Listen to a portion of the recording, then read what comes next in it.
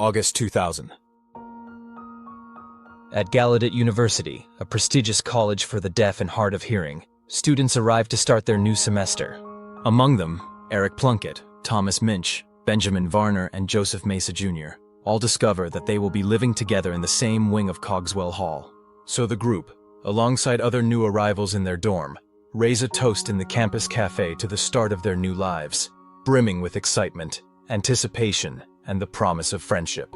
Labeling their wing of Cogswell Hall the Wild Wild West, the group become fast friends, spending hours hanging out together and chatting about everything in sign language, with big dreams of their future careers and how they're going to help improve the lives of the deaf community. But on September 28th, only a month after meeting, Joseph grows concerned when Eric fails to show up to his tutoring session, or to even emerge from his dorm room across the hall by the end of the day to join them all for dinner like usual. Having come to know Eric, who suffers from cerebral palsy, as friendly and outgoing, locking himself away in his room seems extremely out of character to Joseph. In fact, he normally leaves his door wide open to interact with whoever walks past. And to make matters more concerning, Joseph notices that there is a strange smell coming from Eric's room too. So Joseph decides to call their resident advisor, Thomas Koch, to investigate. When Thomas arrives, he doesn't notice anything particularly unusual. But knowing that Eric has cerebral palsy, he's worried that he may have fallen and need their help.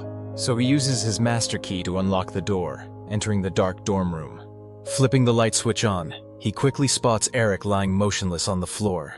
He immediately moves forward to help him up, assuming he was right and that Eric had fallen. But then something stops him. He sees that Eric's face is battered and bruised, his head lying in a pool of blood. Stepping back in horror, Thomas immediately alerts the authorities.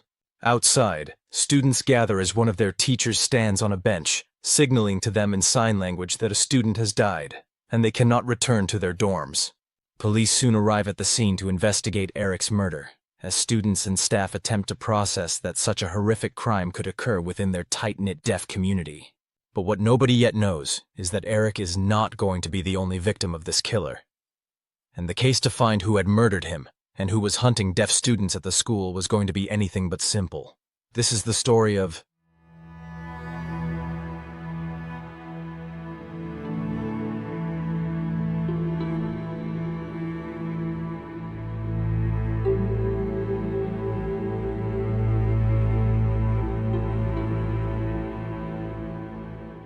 The discovery of Eric's body early into their first term shook friends Joseph, Thomas, and Benjamin all to their core.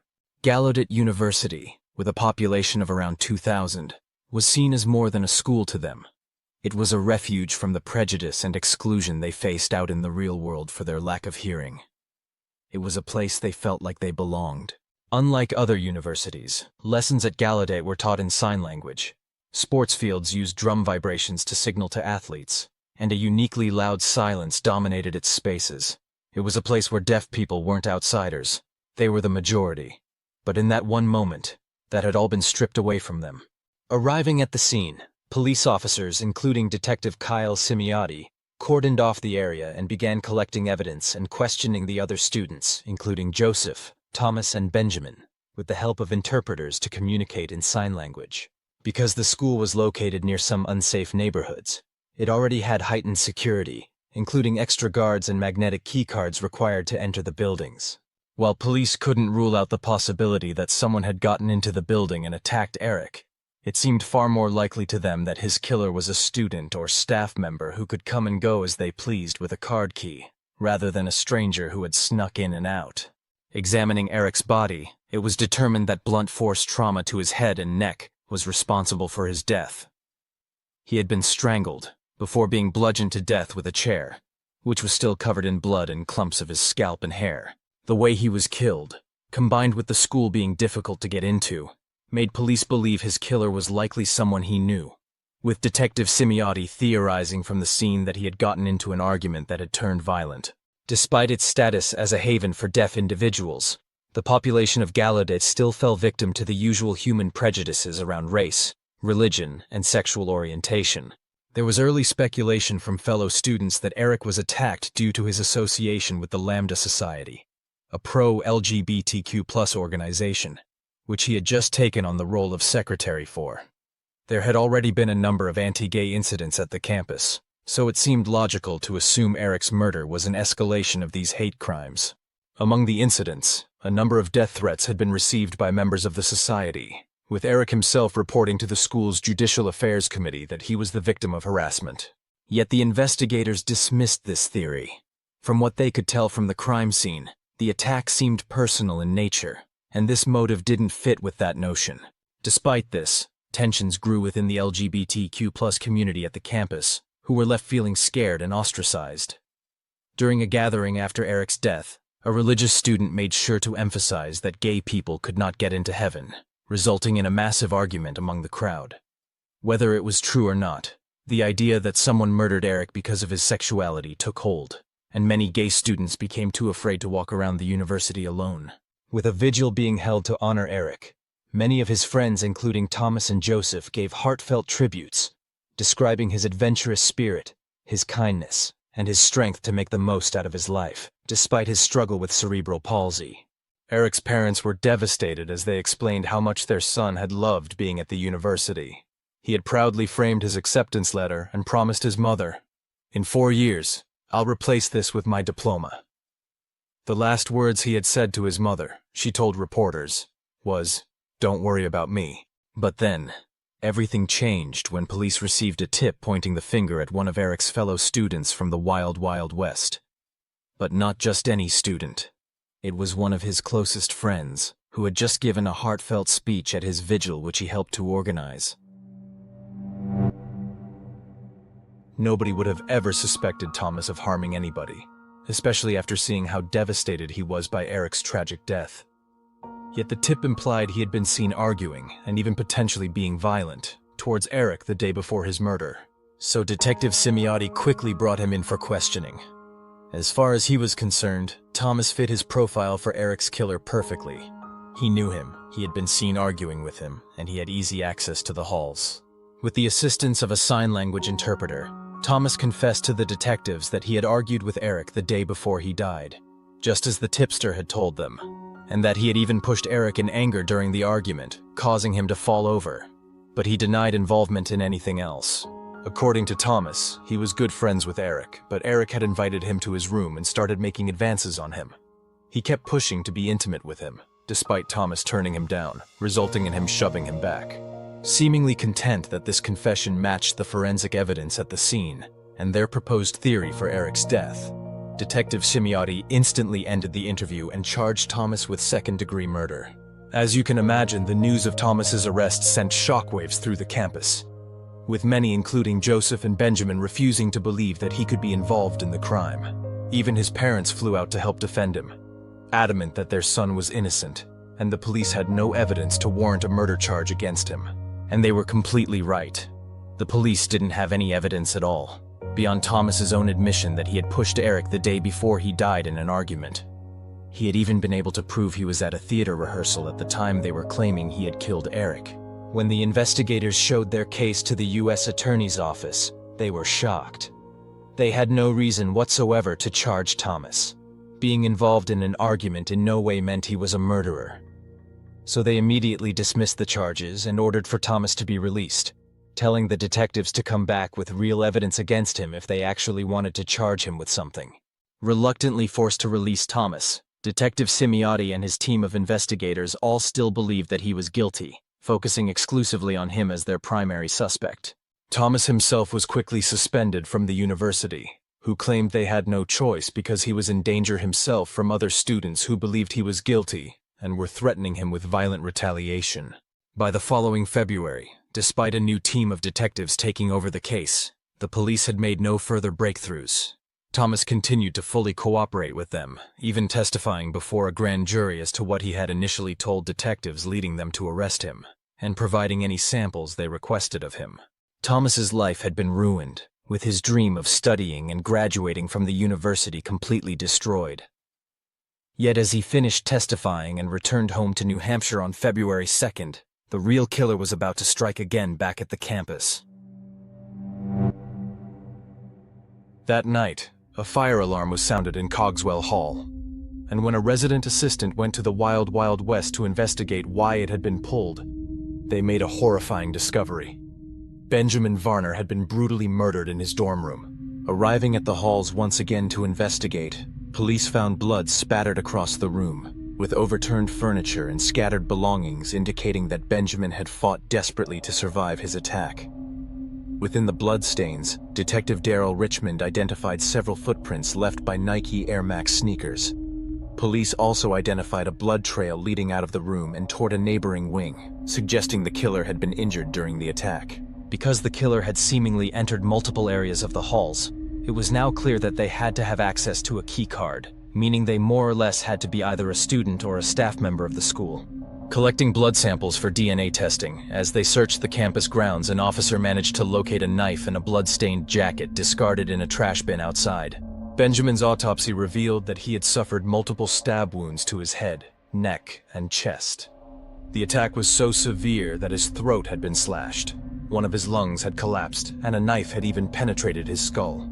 Trying to piece together a timeline of events, the investigators learned that nobody had seen Benjamin since February 1st.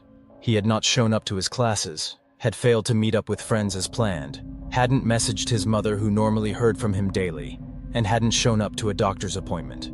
Investigators wasted no time, interviewing numerous students to determine whether anyone had seen a suspicious individual near Benjamin's room the night of the fire alarm, trying to work out who had pulled it. The process was slow and complicated, as interpreters were required for every interview. They also paid special attention to any students exhibiting fresh wounds, believing that the attacker had been injured during the struggle with Benjamin, leaving the blood trail behind. However, they refused to publicly link Benjamin's death to Eric's, suppressing rumors that there was a serial killer on the campus targeting deaf students. Despite this, they called the FBI in to assist with the investigation, which strongly implies they in truth believed they were likely dealing with the same killer. A $10,000 reward was even offered for any information leading to an arrest, yet nobody came forward with information for them. In response, Gallaudet University began restricting access to the main gate, implemented 24-hour ID checks for anyone entering the campus, and installed surveillance cameras. They also began recording license plate numbers of every vehicle that entered and left the campus, with additional staff being assigned to work overnight shifts. Given both murders had taken place in Cogswell Hall, the university chose to shut the building down entirely, relocating students to other dormitories. A single television set in the main entrance hall was left on by accident, and continued playing the same news channel on repeat, creepily lighting up the otherwise pitch-black building. Once filled with students brimming with hope and excitement, holding conversations in sign language everywhere you looked, the corridors and bedrooms of Cogswell Hall were now completely empty. After meticulously recording every inch of the crime scene, the detectives managed to identify a missing item from Benjamin's room. His checkbook was nowhere to be found, so they began looking into his bank records, discovering that someone had cashed a check from his account at Riggs Bank on the day his body had been discovered. Heading to the bank, they gained access to the surveillance footage from the day, which showed a young man that wasn't Benjamin cashing the check. Locating the check itself, someone had written, "Used laptop" in the subject line, and the check was clearly made out to someone Benjamin knew. The same person they were able to identify on the CCTV footage. The same person who had reported Eric's unusual absence all those months ago. The check was made out to their close friend, Joseph Mesa Jr. 10 days after Benjamin's body was found, police brought Joseph in for questioning. Although they were currently focusing on his role in Benjamin's murder, they felt it was too coincidental that he was so heavily involved in Eric's unsolved case as well. They soon discovered that he had fresh wounds on his body, matching those they'd have expected to see on their killer. As they waited for the test results for the blood found at the crime scene, they matched his fingerprints to those found in Benjamin's room, though this was to be expected, given the two of them were friends. They also matched his handwriting to the writing on the forged check he had been seen cashing, though again this was to be expected, and didn't directly imply he had killed him. But as Detective Richmond began interviewing Joseph, he was shocked when he openly confessed that he had killed Benjamin. Whether this was out of remorse, or because he knew that they were about to match his blood to the blood discovered at the scene is unknown. He simply stated, "Okay, I did it." But it wasn't just Benjamin's murder he was referring to. He freely confessed to them that he had murdered Eric as well. Joseph, who had sat in that cafe on their first day at the college, toasting to their futures, had murdered his friends in cold blood. Over the course of a 3.5-hour interview, Joseph told them that he had practiced sneaking into Eric's room multiple times, scouting for valuables, targeting him because his cerebral palsy would make him easy to overpower. One night, he snuck into Eric's room and grabbed him in a chokehold, strangling him until he collapsed. Using a chair, he then beat him until, in his own words, he was sure he was dead. Afterwards, he stole Eric's wallet and used his credit card to immediately make purchases. He also revealed that he contemplated killing his own roommate shortly after murdering Eric, but he ultimately decided it would bring too much attention to him. So instead, he just stole his credit card. When he then began to run out of money again as the months passed, he turned his sights on his friend Benjamin, who he knew lived alone and had access to money. Armed with a knife, as he knew Benjamin was bigger and stronger than him, he entered his room on February 1st around 9 p.m., intending to rob and kill him. After asking Benjamin if he had a checkbook, he claimed he stabbed him in the back of the neck.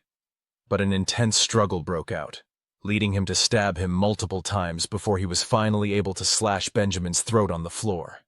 Then, panicked by how it had unfolded, he fled the scene, leaving everything including the murder weapon behind.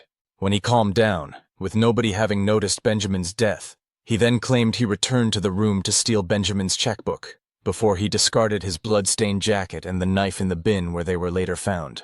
He then forged a check for $650 and cashed it in at the bank. According to Detective Richmond, Joseph seemed relieved to have come clean to them, claiming the unrest he'd caused at the college had been weighing heavily on him.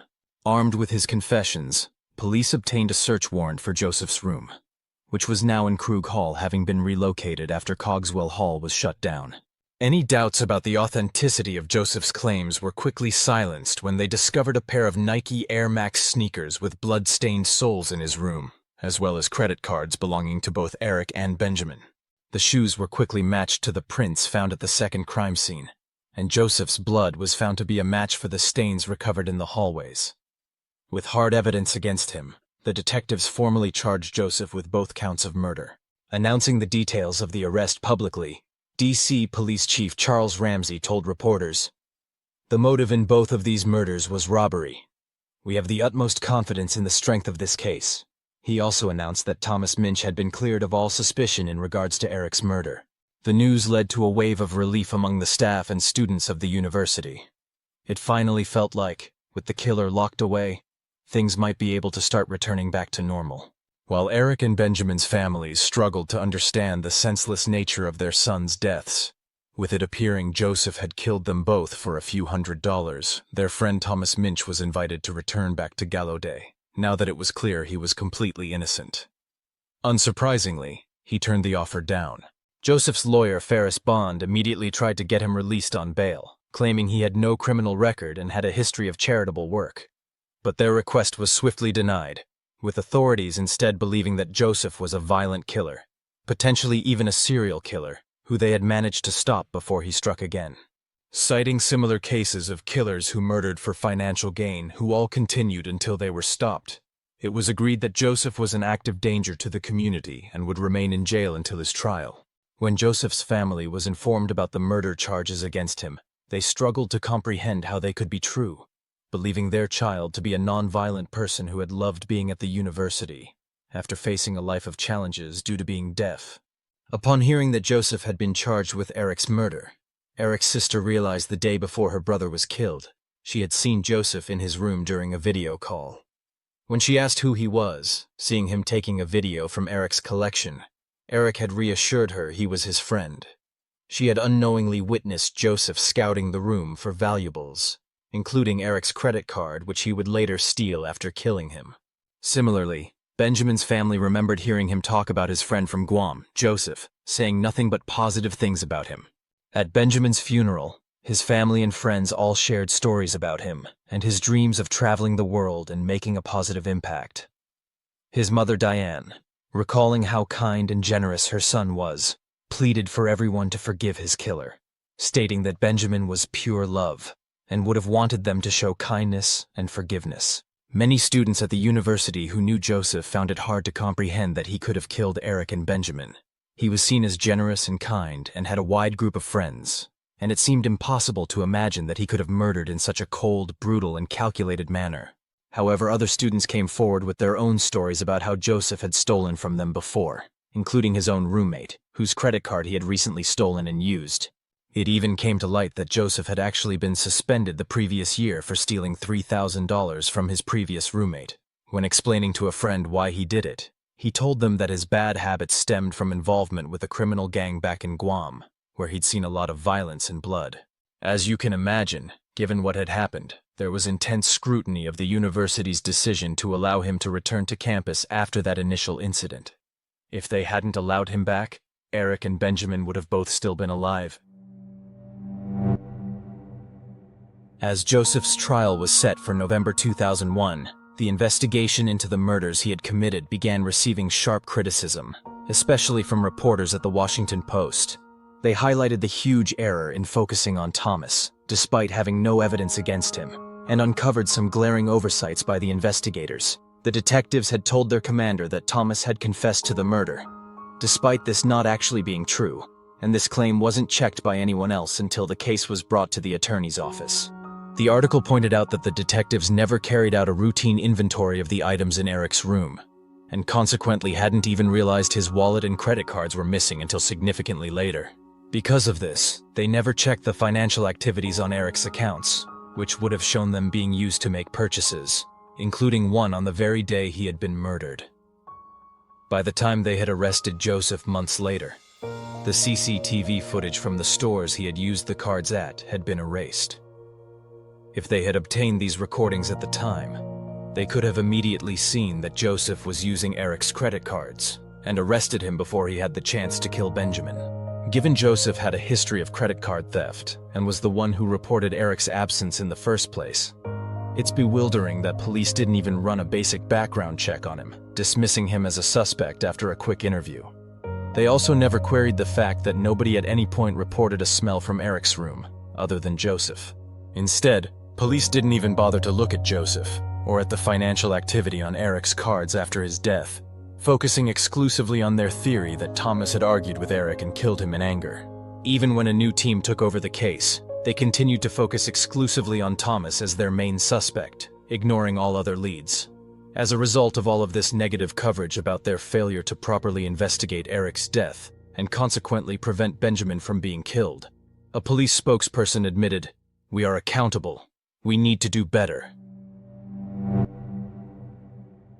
The trial for Joseph faced numerous delays, with psychiatric evaluations being done to determine if he was mentally competent, especially given it had been revealed that his attorney, Ferris Bond, would be pursuing an insanity defense.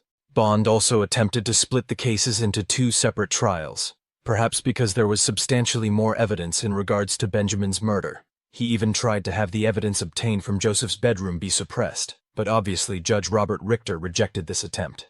This comes up a lot in cases, so perhaps someone with more legal knowledge than myself can explain to me why on earth defense attorneys seem to think hard evidence, legally obtained, that implicates their client would be thrown out of court. I honestly don't understand the logic. Why would physical forensic evidence that implicates someone ever not be used in a court trial? While awaiting trial, a number of letters written by Joseph were intercepted by investigators. These included one where he asked his brother-in-law to destroy evidence, and another where he told his girlfriend details to say about him to strengthen his claims of having a mental illness, in which he wrote, "It isn't true, but I hope it will work anyway." Unsurprisingly, Bond also tried and failed to have these letters excluded from evidence. When the trial finally began, it was slower and more complicated than usual, given the need for interpreters to translate everything that was said into sign language. A partition even had to be made for Joseph, so he could have private sign language-based discussions with his attorneys. The prosecution, led by Assistant U.S. Attorneys Jeb Boasberg and Jennifer Collins, presented a very straightforward case. Joseph had targeted Eric and Benjamin to rob and kill them, in order to fund purchases for himself and his girlfriend. They relied heavily on Joseph's own videotaped confession, pointing out how the forensic evidence perfectly matched his accounts of what happened in both cases. As far as they were concerned, Joseph seemed competent and mentally sound during the confession, though they did highlight that despite his claimed remorse, he often looked indifferent and unemotional. They called a number of psychiatrists to testify that while Joseph was antisocial, he was fully sane, and his claims about mental illness were likely being fabricated, with Prosecutor Boasberg saying, "An insanity defense doesn't work if you're not insane." These same psychiatrists made the claim that Joseph showed all the signs of being a budding serial killer, and likely would have gone on to claim more lives had he not been arrested. In stark contrast, Bond and the defense argued that Joseph was mentally ill and was instructed to murder his two friends, not by a voice in his head, but by otherworldly hands that signed orders to him. According to them, Joseph was legally insane at the time of the murders. Bond claimed that Joseph suffered from something called intermittent explosive disorder, a rare condition that prevents an individual from controlling their violent impulses. He also focused on Joseph's childhood, which was marked by physical abuse from his father, who punished him for his inability to communicate. His father would later remark that he had not understood the damage his actions would cause his son. Joseph chose to take the stand in his own defense, speaking through an interpreter as he claimed that he was unable to stop himself from killing Eric and Benjamin. According to him, he had seen two hands wearing black leather gloves ever since he was a child, which would sign commands to him and urge him to kill. Shockingly, he claimed that these hands belonged to the professional wrestler known as The Undertaker, and that The Undertaker was guiding his actions. The Undertaker's hands, he claimed, showed him how to kill Eric and Benjamin, and in the past had made him beat a family pet to death with a baseball bat. Unable to stop what he called the evil hands from making him kill again, Joseph claims he chose to go to a bank with surveillance, knowing he would be spotted on CCTV and arrested.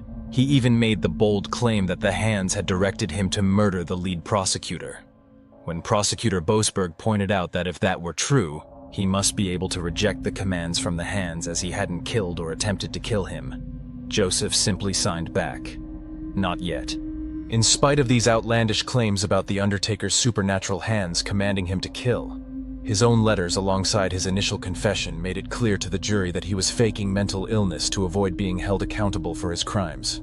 So after just 3 hours of deliberation, with overwhelming evidence against him, they found him guilty of both counts of first-degree murder. Judge Richter then sentenced Joseph to life in prison without the possibility of parole, stating, "There's a dark side to his being, and I don't see any meaningful prospect of that being erased." Joseph showed no reaction at all as the sentence was read to him by his interpreter. Prosecutor Boasberg told reporters, "This really was a tragedy for Gallaudet and the whole deaf community," with Prosecutor Collins adding that, "A very dangerous individual has been removed from the community."